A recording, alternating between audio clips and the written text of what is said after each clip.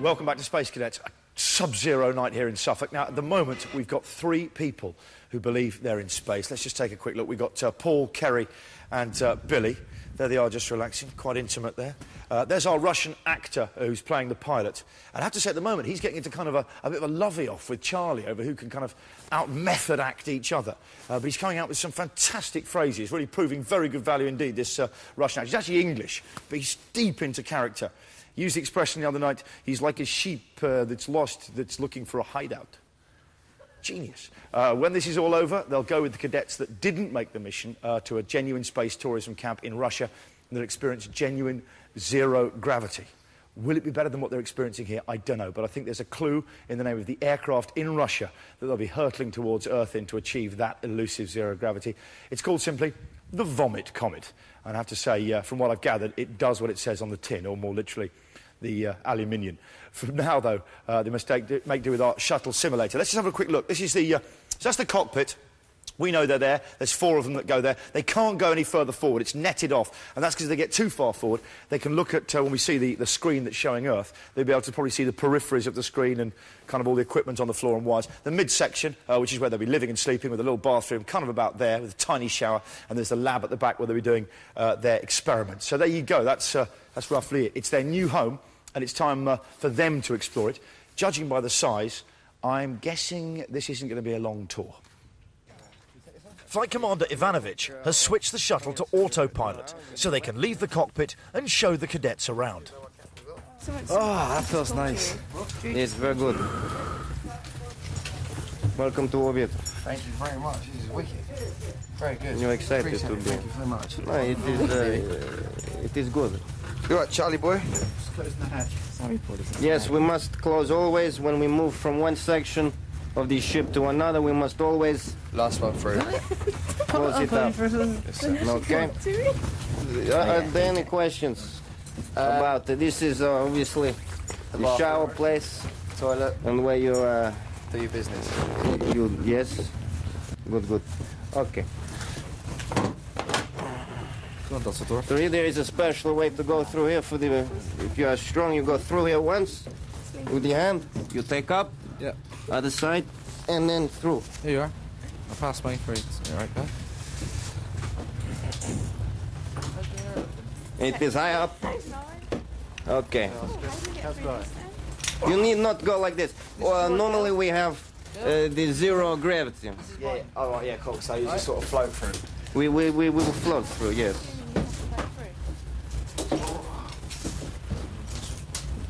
Oh look, there's alright. That's where we do experiments, yeah? Experimenty там. Shem, I will take the helmet. The cameras. Yeah, just waving to Hey! So that many people will be watching. viewing this. Yes. Yeah, man. You don't get camera shy then, Evgeny? You like cameras? You like I'm cameras? not a big fan of the cameras following me around like I am a lost sheep looking for a hideout. So I don't like this. We can store some helmets and boots in here. We should be moving out of these LOL orange suits very soon and changing. If you wish, you may stay like this for many days if you want, but No, you're alright. Good. It's a bit smelly. Good.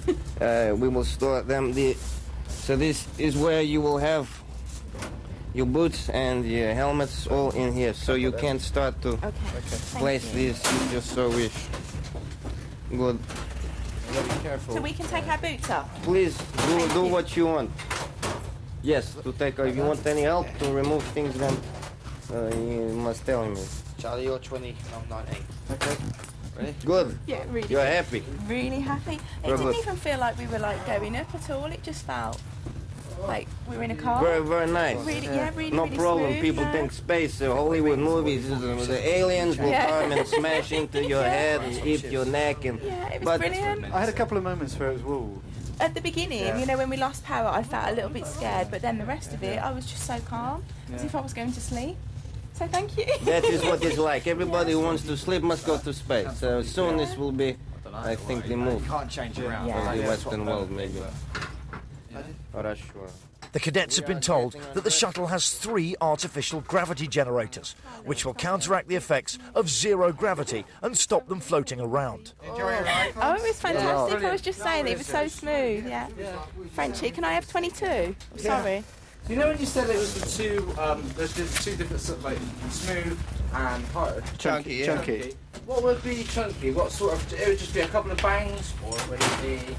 Well, I mean, because it's a new system, you know, we've taken her up about 7 times to taste, just testing the AGG. Yeah. And the first few times, we've had it almost like sort of just like clamping the gravity in. Oh, yeah. Yeah, almost like as if you, like suddenly the gravity just goes sunk. Yeah. So the guys have been tweaking it so that it's a more smooth engagement. So, so just. Well, just work then. Yeah. It's out of smooth. Yeah. Because you I mean, said brace yourself, nothing else. Like, no, I know. smooth, nothing else. It's a Brace precaution. yourself for nothing. It is a paradox. Better, yeah. Yeah. We, something like that. Because I noticed that you didn't. Well, I haven't looked at the obviously a cockpit like fully, but I noticed that you couldn't see really in front of you. It was just like numbers and It's all on the screen. just numbers and just telling coordinates. Yeah. All on the screen when over. One more thing, you must not go into the cockpit. No. That is, That's absolutely ever. awesome. That will. Yeah, we're set. We know our rules. You understand? Yeah. We have to repeat them No, absolutely. for yeah, your cool, safety as well as us. Yeah, you Because get in safety is trouble. very We important. won't try and hot ride the rocket. What I found is one thing is that I need to didn't go, get a right? sense of you know when your stomach goes whoop, you know when you on like on a roller coaster when you're going down you get like a sort of jolt. We never Yeah. had that. No, never at had all. that at all, which is amazing, isn't it? Well Thank done, you very guys. much. Commander, Good. I'll leave that's the highest compliment you can pay us. Is it? Only 15 minutes into the mission and the actors are already playing games. After 4 or 5 days in here, you won't even notice the fact that you're cooped up in here. When you get back to Earth, sort of weekend, now that's going to be a whole different story. When are we flying back? Is it Friday? I'm still waiting for word from Capcom on that. I mean, we circle every 90 minutes, so we can land every 90 minutes at Krimsk, and we also have a number of alternative landing sites picked out throughout the world. In Morocco, there's one in England. At Woodbridge, which we used to use for as an alternative landing site for NASA shuttles as well. So down near So the they got Suffolk about a coast? 4.5 mile long. Sorry? Is that Woodbridge out near the Suffolk coast? Yeah, in England. There we go. The actors playing with us there by giving the place we're actually in Suffolk a bit of a name check. Whew. OK, back to the cadets. Space travel is a hungry business, so it's time for them to think about what's for tea.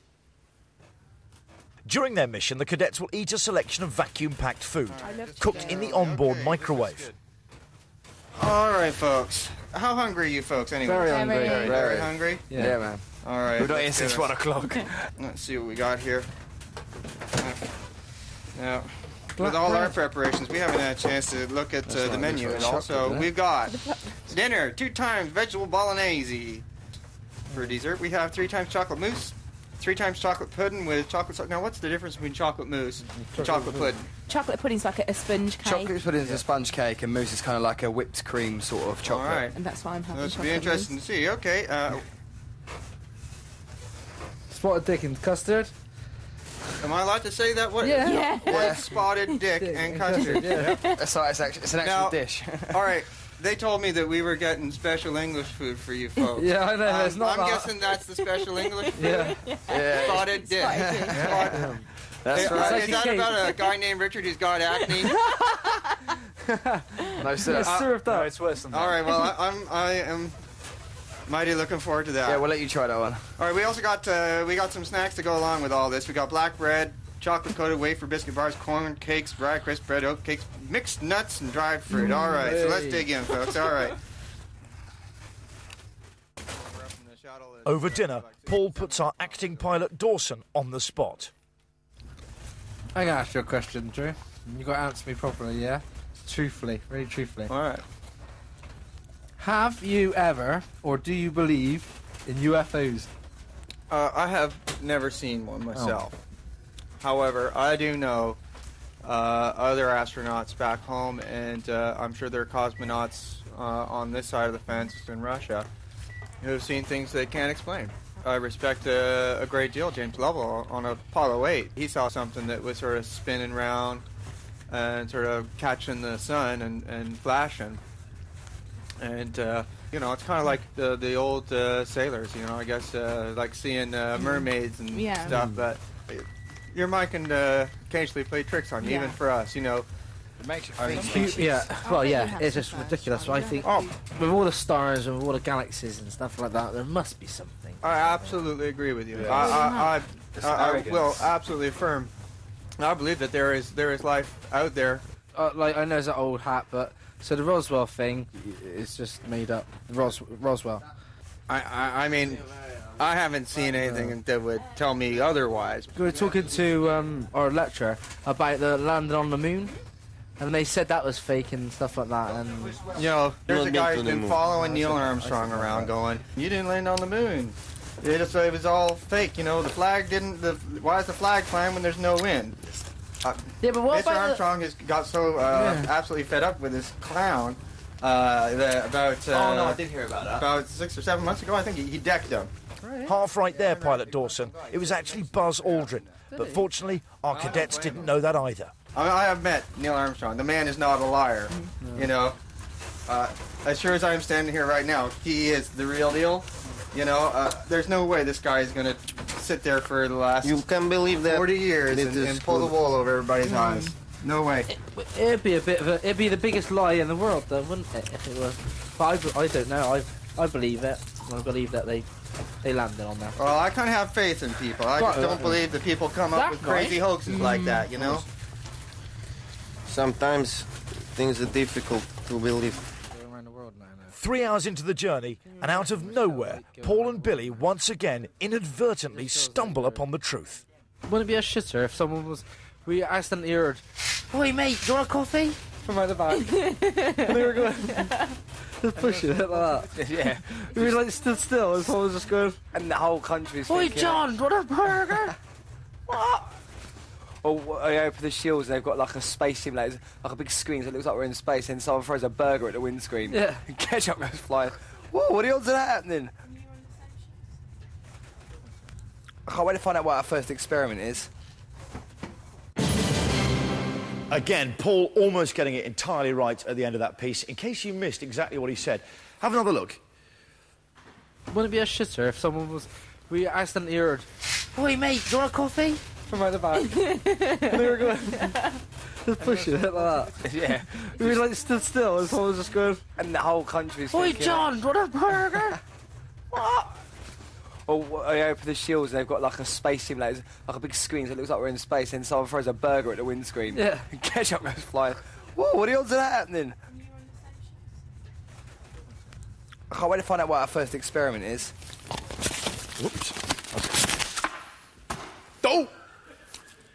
We're going to take another break now. When we come back, the cadets at last see the money shot, the sight they'd travelled nowhere to see. And I have to say, I've seen this already, and I find it really moving. I know it's fake, I know what's going on, but when you see them take in the beauty of planet Earth, it gives you goosebumps. Don't go away.